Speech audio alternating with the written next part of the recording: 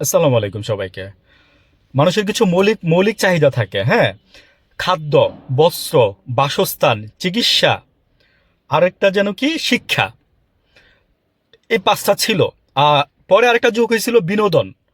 তো এখন আমি আরেকটা বলবো, সাথে হচ্ছে নিরাপত্তা। তো এই সাতটা জিনিস আমি বলবো যে মানুষের মৌলিক অধিকার।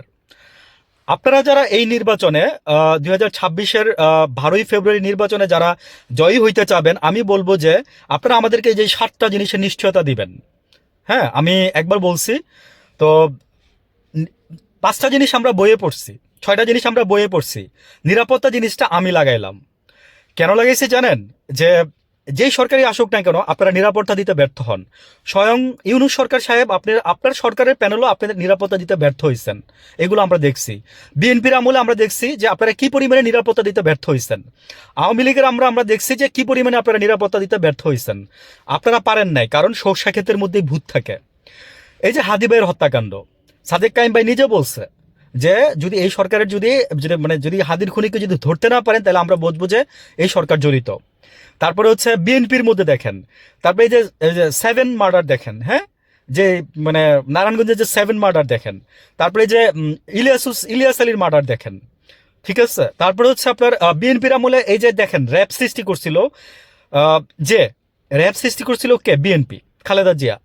তো র্যাবের পরে আপনার গুম, এই যে গুম গুম কিন্তু তখনই শুরু হয়েছে। ভাই সত্যি কথা বলবো, মিথ্যা কথা একটাও পাবেন না। শুধু জাস্ট মিলাই নিবেন সবকিছু। গুম আপনার এই যে খালেদার আমলে শুরু হয়েছে। আমি বললাম না যে তখন আওয়ামী লীগকে দমানোর জন্য এই র্যাবই কিন্তু আবার এই যে বিএনপিকে শেষ করে দিচ্ছে একদম তৃণমূলে। আমি বলবো যেটা।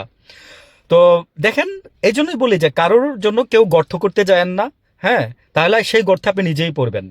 আমার কোনো উদ্দেশ্য নাই, আমার কোনো স্বার্থ নাই ভাই। বাপের দুইটা খায়া এখানে এসে গলাবাজি করি শুধু জাস্ট গরিব মানুষ যাতে দেশের ভালো থাকে।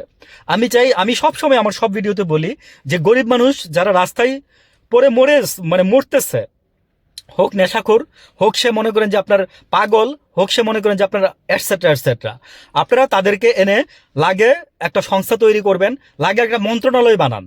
তারপরে আপনারা তাদেরকে, এই মানুষগুলোকে আপনারা জাস্ট লালন পালন করেন আমি বলবো। কারণ বৃদ্ধ যারা, শিশু যারা আছে, তাদেরকে আমাদের লালন পালনই করতে হয়। ডিমেনশিয়াল বলে একটা রোগ আছে, বৃদ্ধ মানুষ হইলে হয়।